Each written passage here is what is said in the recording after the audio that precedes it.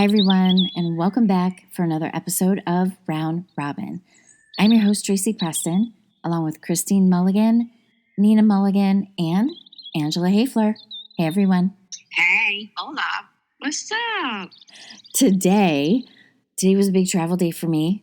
I have been up since 3:30 in the morning because I'm working in California this week, and the bonus part is I get to see my daughter, so that's cool. But, I always feel like I get part of my day back when I travel out west because I gain 3 hours of time. And I totally love that. It's the coming back to the mitten and losing 3 hours. That is the real killer. Yeah, especially because it's a 5-hour flight. So it's really like losing 8 hours. I know. It's brutal. It's brutal coming home. It's crazy. Yeah. But there's something that happened, and I just want to talk about it. I just want to talk about the lavatory on the planes for just a minute, right? When I am on that 4.5-hour flight coming out here, like I completely empty my bladder before I get on the plane, and then I do my absolute best not to have to use a lavatory, but I can never make it through that long flight before I have to get up and go use that bathroom. And it's always kind of gross. But today it just seemed especially gross. So by the time I got in there, right, there's urine on the seat. And then you have that whole bench ledge there. There's urine there. And there's urine all over the fucking floor. Yeah. Let's turn you up in that bitch. You know what? These men need to sit down. They're spraying everywhere. Yeah. And one little bump. They have a hard time when you're standing still. Forget about during turbulence. I know. I know. And it's just your feet are just sticky on the floor. And I'm like, oh my God, this is just so gross. And then I finally get to the Santa Ana airport, and then I'm walking in and I'm waiting to get my car in Avis. And I'm standing there. I'm like, I smell urine. And then how you do a body check. I'm like, do I smell like urine? And I'm like, I think it's the bottom of my shoes.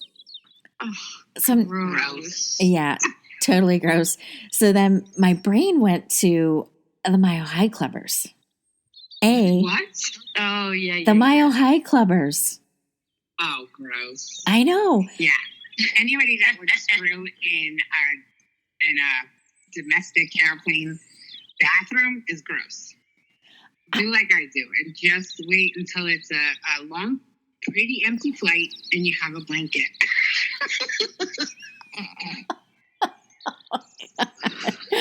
Do you pack a blanket in your backpack? No, but I have. But this is back in the day. I think it was actually a furnished blanket from the airline that I utilized to join the Mile High Club. I thought that was a special plane. I thought that was a special plane you go on for that. It's just any random plane. Yeah. I thought it was an actual club, a real club. You thought you paid to have sex up in the air on a sex plane? Yes. Oh, no, baby. What? So you're telling me that just to be a part of the club, all you got to do is go in the bathroom. Yeah. Any plane will do? Yes. No, do not go to the bathroom. I'm not that kind of lady. I need a whole plane. Well, it's I'm 5'2". There's barely enough room in there for me, let alone a second person. And then trying to have sex in there. I'm like, what? Gross. Yeah, I don't understand. The physics of that at all. I'm completely in agreement with you. Totally disgusting. So anyway, I just thought I'd toss that out there. And you know what? So I met with, the writer for the article that just came out in the local newspaper. So I wanted to give a big shout out to my new friend, Stacy Hallbrook. She's the writer, and the article went in the Eaton County Journal. I have 12 copies, just saying. I have 12 copies. Anyway, she wrote a great article, and I want to say thank you so much, Stacy. You did an amazing job. She told me, she shot me a picture. She had the newspaper. she shot me a picture of it, and I'm like, Dad, let's go. So we hopped in that car and we hauled ass to Charlotte. And like I said, I grabbed a handful. And I ripped that paper open so fast. Oh my gosh, it was just ear to ear smiles. It really made my day. I'm so proud of us. I'm so proud of everything we've done. So it was just so cool. And guess what? It's framed because I told Todd, I'm like, this has to get framed and go on the wall. So he immediately went to the store and got a, nice matted frame. And so that baby's going to be hanging in the Malice Mill by the time I get home. I can't wait to see it. Oh, that's awesome. Very cool. Yeah. Do they have like a digital link at all? I don't know. You know what? I'll have to look at the paper when I get home, and I'll look to see if they do have a digital link to it. That would be cool, wouldn't it? And you could put that, in the bottom in the summary so that everybody can see it. Great idea. I will. I'll look at the paper because to be honest with you, I just went straight. And you know what? We're almost smack dab in the middle of that paper. We're just one sheet away. Yeah. And I also wanted to say, we're one sheet away from being centerfolds. Yeah. We didn't quite make it. Oh, damn. Just one sheet over, and we're right there. That's all I needed for my whole repertoire to be complete, is to be a centerfold. Bucket list, check it. But I did want to say that, Stacy, she takes care of her mom. Her mom's just the sweetest little lady. And she was on the interview. She asked if it was okay. I'm like, absolutely, bring your mom. So apparently both Stacy and her mother write quite a few poems. They're going to put a book together, a book of poems. And I thought, and that's what I thought. I'm like, I will buy that book. And then she's also, been thinking about writing another fictional book. And so I'm going to stay on her. She already knows it. I've already been on her. So today's the day, Stace. So I can't wait to hear about your outline. Just saying. I'm gonna stay on you. Also, while I'm saying my thank yous, I also want to say a special thank you to Wendy Copenhaver Skidmore. She is someone that we grew up with in Charlotte, and she was the one who had reached out to Cindy Gator Gearhard, who now owns the Country Journal. I believe her family owned it when we were kids. So anyway, big thank yous to Wendy and Cindy. Thank you for putting us in the Eaton County Journal. It really made my day. So thank you, ladies. All right. Yeah, thank you. Yeah. Yeah. Yeah, it's cool.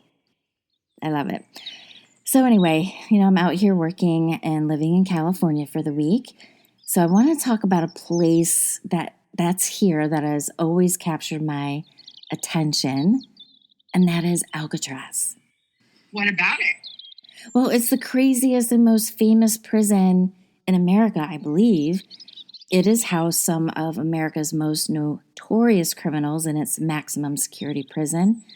Alcatraz has a reputation of being virtually escape-proof. And all I keep thinking about is the Titanic. Unsinkable. Anyway, it sits on a small island in the San Francisco Bay, and they call it virtually escape-proof because its base is filled with huge rocks at the base. The water is super cold, it's rough, and the currents are quite deadly. So can you guys name any of the well-known criminals, high-profile criminals, without Google Queen in it, that were also called the Sinister Six? These guys are the most dangerous inmates ever housed at Alcatraz. Whitey Bulger and Machine Gun Kelly, I think. Okay. That I know of. Right. So George Machine Gun Kelly, yes. Al Capone, also yes. So Al Capone is listed as number 2. George Machine Gun Kelly is listed as number 3. There's one more that's pretty popular, and then there's 2 I have never heard of. She also said Whitey Bulger. Wasn't he the one that escaped, or supposedly? Nope. At least not in this list. There's a movie about him. So the guy that, I'll get to him in a minute, but his name's not Whitey Bulger. Nina, do you have a guess? No? You're on mute? Yeah, we were on mute. Sorry, cut this out. I have no idea. I don't know. All I think of is Shawshank Redemption. Okay. So Just the movies, please. Yeah, I mean, I've heard the stories. I've watched documentaries on it, but I didn't file that away. That's not one of those things in my brain. I apologize. it's no need to apologize. No need. What about the evil librarian guy? I don't know about an evil librarian guy. That might be a movie too. Something about Alcatraz and the evil librarian. I don't really remember. Now I'm going to have to look that up. No. Hannibal Lecter was in there? No. He wasn't real. Hannibal Lecter wasn't real. He was not real. All right, so the number one guy in the Sinister Six, never heard of this guy. His name is Alvin Karpis. He was a Canadian-American criminal of Lithuanian descent, known for being a leader of the Barker Karpis gang in the 1930s. And of course, this is the Prohibition era. And his nickname was Creepy because he had like this horribly sinister smile. Out of the only 4 ever public named enemies by the FBI, he is the only one to have ever been taken alive. And he was the longest resident at Alcatraz. Get this, he served 26 years. Whoa. Was that the Birdman? Because there was the Birdman in Alcatraz too. Was that him? He's number 4. The guy you just said, or the Birdman? No, Alvin, yeah, the Birdman is listed as number 4 in the Sinister Six, but Alvin is number 1. And wait till I get to the Birdman. I found this extremely interesting. But, 26 years on that rock, I could not imagine, because I even remember seeing some kind of a documentary that, like, prisoners that, even the hardest prisoners, being on Alcatraz kind of made them go a little insane. Did you guys ever hear anything about that? Of course. How could you not go a little bit insane when you're in prison? Most of them go a lot bit insane. Yeah. But I would think everybody that does a long stint, they definitely go a little bit insane. Yeah, kooky, looky. Yeah, 26 years, longest time served ever by a single prisoner on Alcatraz. That blew my mind. So that's number 1. Number 2 is Al Capone, right? Also known as Scarface, an American gangster, again in the Prohibition era. He's a crime boss in the Chicago outfit, but he began his life of crime in New York. And of course, we all know he was nabbed for tax evasion. And to me, it's just crazy that they could not get him on anything else. That blew my mind. Now, he was sentenced to 7 years, 6 months, and 15 days, of which he served in other prisons. He spent about 4.5 years in Alcatraz.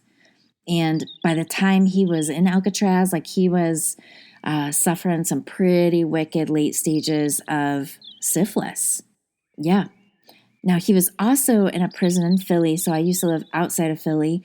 And, it's closed for, like they don't use it as a prison. But I've been there for they do Halloween spooky stuff there. I've been there for that. And then I've also been there on you can do a tour through there. And you're going through all these cells and stuff. And you're like, oh my gosh, this is horrible. But then you get to Al Capone's cell. It was near the front door and it was huge. Nice oriental rugs, big wooden and, leather chairs, artwork on the wall. And he actually was able to leave at night. Had steaks. He had it made. But I don't think he had it made so much in Alcatraz. Probably not. Well, back in Philly, he had a lot of connections. He probably owned half the police. Right. Yeah, he did. They're like, that was back in the good old syndicate days. Yeah, it was. So then we have George Machine Gun Kelly, also an American gangster from Memphis. I didn't know that. Again, from the Prohibition era. He earned his nickname because of his favorite weapon, the Thompson submarine. The Thompson submachine gun. Now, he's best known for kidnapping an oil tycoon and businessman. His name was Charles F. Urschel. I hope I'm saying that right. And he kidnapped him in 1983. The ransom he collected, you guys are not going to believe this. So in 1933, the ransom he collected was $200,000. And you're going to like this number, Christine, because I know how you like to inflate these numbers. In today's money, 2025, that would have been $4.89 million. That was a big purse. That was a big purse. Yeah. Yeah. Now, he spent 17 years in Alcatraz. So a good long time. All right, now here's Robert Stroud, which they also called the Birdman of Alcatraz. He was a convicted murderer and cited as one of the most notorious criminals in the United States. That blew me away. I didn't know that, but I should have known it was bad because he was in Alcatraz. He also spent 17 years of his life there. He was never released from the federal prison system. Now get this. He was behind bars from 1909 until his death in 1963. That blew my mind. That's crazy. Right. That's one hell of a sleepaway camp. Oh, shit. Unreal. I heard one of you guys bring it up, the movie that we've all seen, Escape from Alcatraz with Clint Eastwood. And I remember this character, right? He was always petting a bird. Well, Yeah, that was the Birdman. Oh, I know the Birdman. I have seen that one. yeah. Well, due to federal regulations, he really couldn't keep any birds. But this is what I found intriguing. While he was in solitary confinement, which apparently he spent a lot of time in solitary confinement, while he was there, and I think I remember this in the movie, that there was like a little nest, and in this little nest, while he was in solitary confinement, there were 3 injured sparrows. And so from that point on, he started caring for these birds. And then he ended up with a collection of close to 300 canaries. I don't know where the hell he kept these birds. Anyway, this is what's very interesting. He began deep researching into birds, and he was granted equipment to do so by a prison reforming warden. He also wrote a book called Diseases of Canaries that was apparently smuggled out of Leavenworth when he was doing time there, and that was published in 1933, as well as a second edition he did in 1943.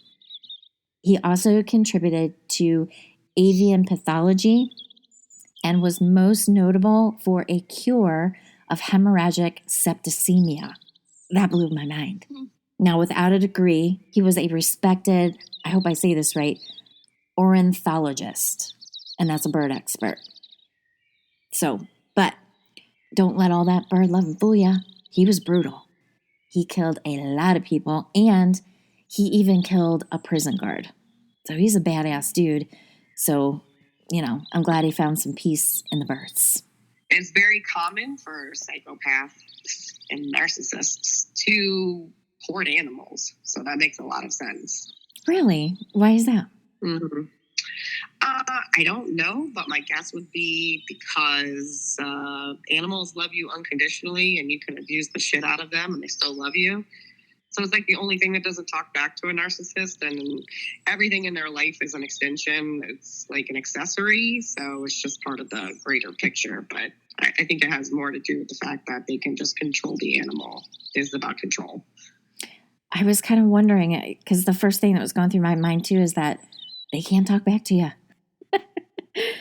Yep. All right. Number 5 on this list is Frank Lee Morris. Now, this guy, I've never heard this name before, but it is him that coordinated the whole escape. This is what the movie was based on, was this guy and his 2 brothers. So it was on the night of June 11th, 1962, along with his brothers Clarence and John Anglin. They escaped from Alcatraz. This guy was orphaned at the age of 11, and he was convicted of his first criminal offense at the age of 13. Now, his flavor of crimes ranged from narcotics possession, car theft, and this guy apparently liked armed bank robbery. That was like kind of his thing. Now, he also served time in Florida and Georgia and the Louisiana State Penitentiary, where he was serving 10 years for a bank robbery when he escaped from there. He was captured a year after that escape, and that is when he was sent to Alcatraz. Now, this was one smart criminal. He had an IQ of 133. Now, he was in the top 2% of the general population in intelligence. So, no wonder he figured it out, right? So it was all his idea to come up with the paper mache bodies. So remember that in the movie, the three guys all made the paper mache people with the head and the hair and the bodies to fool the prison guards, and it worked. Their escape was never even noticed until the following morning, thanks to the paper maches, and the three brothers' bodies have never been found. They've never washed up on shore. They've never found them anywhere. And to this very day, that case is still open. One thing that I didn't know is that all three of these men as children were highly skilled swimmers, and they were used to swimming in the frigid waters of Lake Michigan as ice still floated on the surface. I found that very interesting. Interesting. Yeah, because I realized that this whole Alcatraz place is in the bay, and I want to say that bays generally have brackish water, but why do I want to say that another reason why they felt like nobody would ever make it out of there was because they'd be eaten by sharks? Am I just making that up? well, there are great whites over here, right? Because it's the Pacific and it's cold, and there's seals over here. Lots of seals, and they love to eat those up. But in the bay, I think you're right. Just like in Florida, right? In the intercoastal, that can be brackish, no? Yeah, I mean, generally speaking, I was always under the impression that a bay meant brackish water. But I mean, I would say that brackish water is probably more salt water than it is fresh water. So I don't know if a shark could survive in that, but I don't know. I just have it in the back of my mind somehow that I remember somebody speculating that after these men escaped, that possibly the reason why they couldn't find their body was because they had been eaten by sharks. Yeah, that's a good question, Nina. Now you're making me think about it, because that's never, and at least in what I read, they didn't bring up anything about sharks. The biggest deterrent, I think, for, why they had this out there was because it was so cold, the currents were horrible, and super rough water. So I don't know, maybe the currents have something to do with maybe why there would not be any sharks in there. I don't know.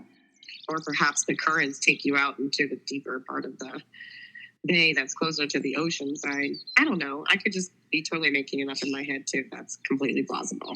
Well, it absolutely makes sense to me, to be honest.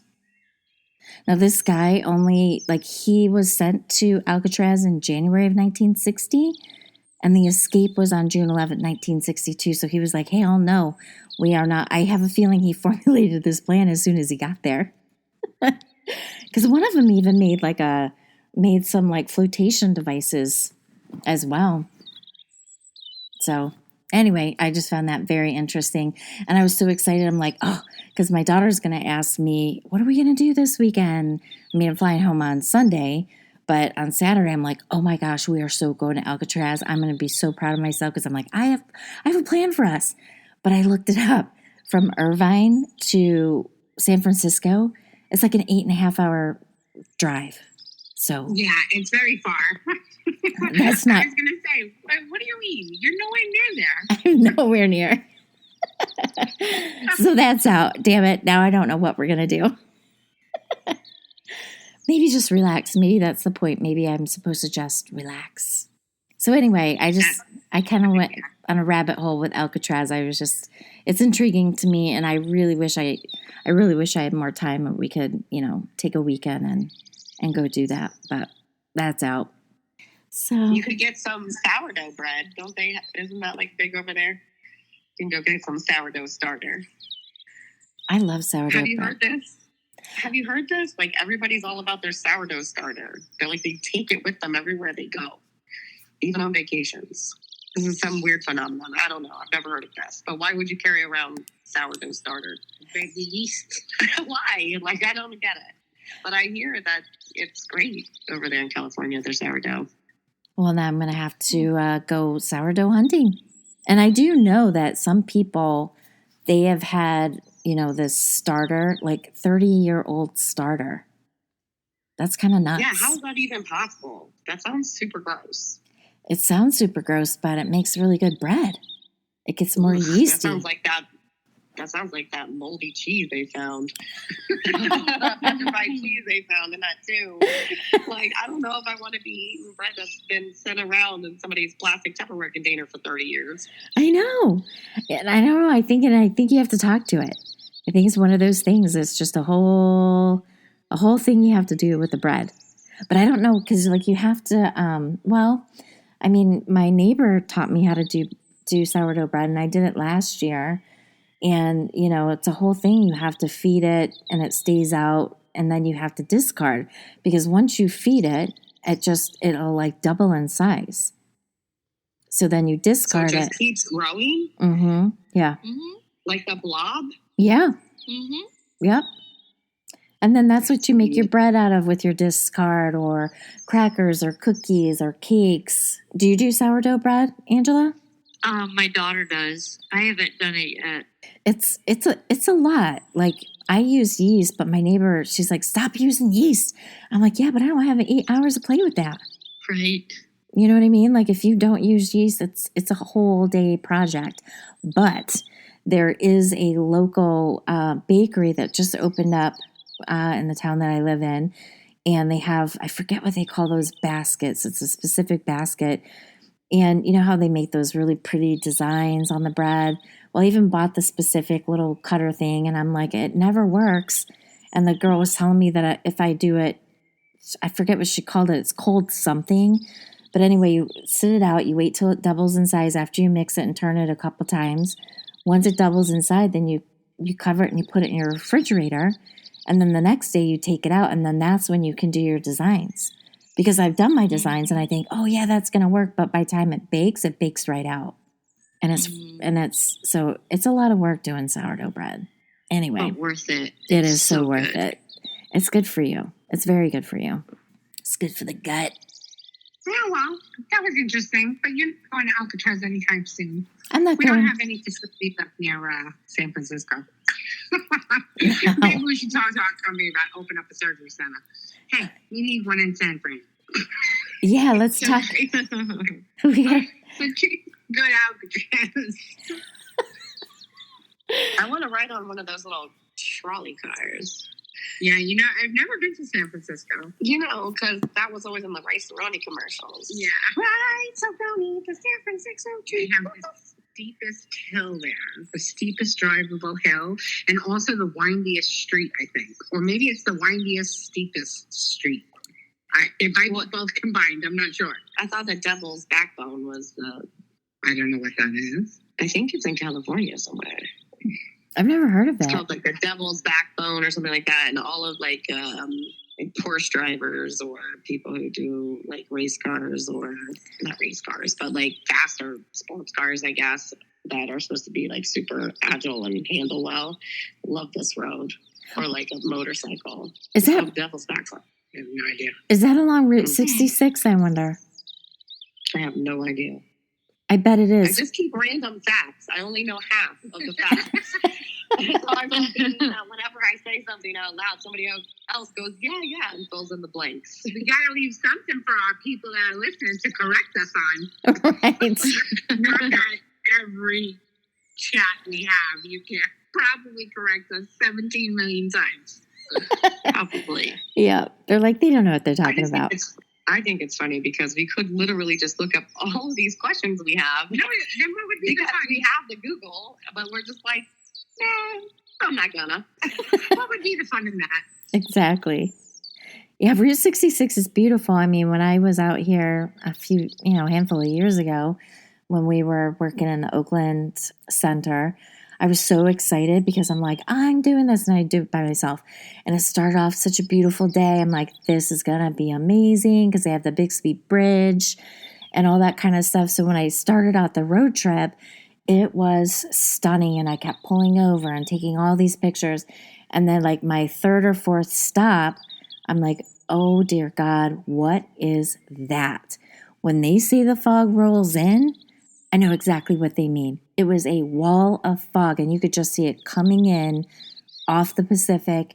And I'm like, no, no, no, no, no, no, no. I was engulfed in fog for the rest of the drive. Even on the Bixby Bridge, the whole thing, I'm like, you've got to be kidding.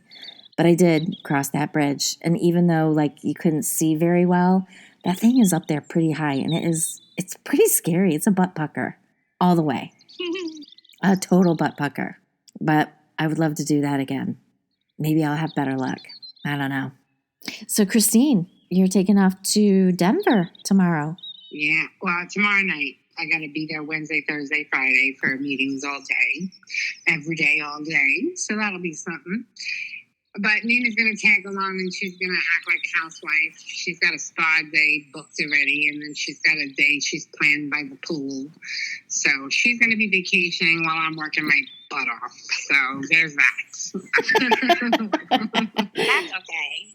Because at the end of the day, I'll be all relaxed. That's right. Brown chicken, brown cow. It's going to be great. Just make sure you stay hydrated, Nina. I don't know if you've ever been to Colorado before. I have not, but I hear it's very dry there. It's very dry, and then you can easily get altitude sickness.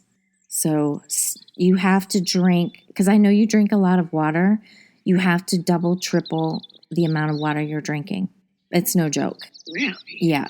The first time I was out there. How do all those people live there? They just be drinking all that water? They do. Used to it. Yep.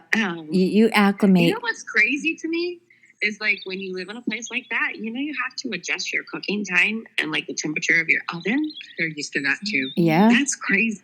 Yeah. It's a thing. Well, Denver is the state of I think they call it the 14ers, right? They have 14, I think it's 14 mountains that are over 14,000 feet tall. You're way above sea level over there. And it's awesome. So just stay hydrated, because you'll get, it happened to me the first time I was out there. I felt kind of almost like a buzzy feeling, but then horrible headaches. So just take your big drinking vessels. That's all I can tell you. And it might not happen to you at all, but I just wanted to let you know. Because you don't. Yeah. I'm taking Nina with me because she's never been to Colorado before. So I figured it would be a good time for her to go, since I'm going anyway. But also, I'm now discovering, because Nina was talking to one of our friends the other night, I'm now discovering that Nina's like, oh, I'm going to Denver with her, because the last time she was in Colorado, she made really poor choices. Yeah. So now I now know, just recently have learned, that my wife does not trust me to go to Colorado by myself. Was like a 7-year nightmare after that one trip from Colorado. Yeah, it was. We'll be having that again. Tracy, you were there, I was privy. Yes, indeed. Well, I just thought that was funny, because I had no idea. I thought I was doing a good thing. Oh, you've never been. I'm going anyway. We'll go. We'll make a thing of it. Blah blah blah. And then she's talking to somebody else, and I find out that she's like, yeah, because the last time she went by herself, it was no bueno. I do trust her, though. I just don't trust all them other bitches. That's all. Right. So there you go. That's right. We did make some great memories. Whitewater rafting on the Colorado River. It's beautiful. Yeah, we've had some good times in Colorado. Me and Trace, we've been and we've had good times. That is a fun place. It is. When you get out and you do all the outdoorsy stuff, it really is a lot of fun. Yeah.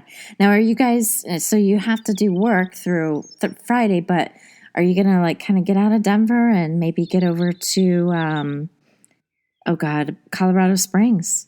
No, I won't. Maybe Colorado Springs. I could probably jaunt over there. We're going to have Saturday so she can do some sightseeing. But during the week, I'm going to be crushed. So with work. So she's going to just enjoy the very swanky resort she's going to be staying at. Well, it's like you got a lazy river and stuff too. So I don't know. There's like a lot of stuff to do at the actual resort itself. So Yeah, you're going to have a blast. But Red Rocks is not that far. And Yeah, I'll probably take her there. yeah, that's not too far. That's like on the outskirts, I think, right? Yeah, and see all the little penis bushes. wait, what? Ew. No, they're not real penises. She doesn't like But they're penises. shaped like penises. Oh, really? Like outside of the Red Rock Theater, Mhm. it's just a whole big hill area, and there's just like these random penis trees all over the place. That sounds horrible. Sounds like a nightmare. Okay, so if you want it to be a little more PG, you could say it's mushroom trees. There's just mushroom trees all over the hill. Right, Trace? That is a visual. Yeah, Not exciting. yeah. But the rock formations are beautiful. And Garden of the Gods, if you guys get that far, I mean, it's like what, maybe an hour and a half drive, I think. Garden of the Gods Yeah. is beautiful, and you guys can get out and hike all over the place. You got to get her out to We could see. flood all over the place. Hike. We don't go out a lot when we go places. I mean, sometimes we do, but hey, wait. Hey, shush. You shush. What did you say? What can we do all over the place, Trace? Hike. Hike. Oh, okay. I thought you threw a slang at me. No, I'm not that cool. Oh, well, that's exciting. But you guys should definitely get out because you don't know when you're going back. That's my motto. If you're someplace cool, get out and enjoy it a little bit. See what's out there. True story. Yep. We can let you go, Trace. I mean, we've been talking for a while.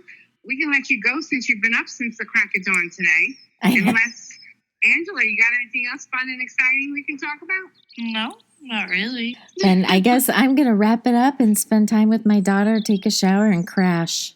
There you go. That sounds like a plan. All right, everybody. Well, thank you. Have a great night, everyone. And we will see you all back on Friday for F-Bomb. Have a great week, everyone. Have a good one. Bye. Hey. Bye. Bye.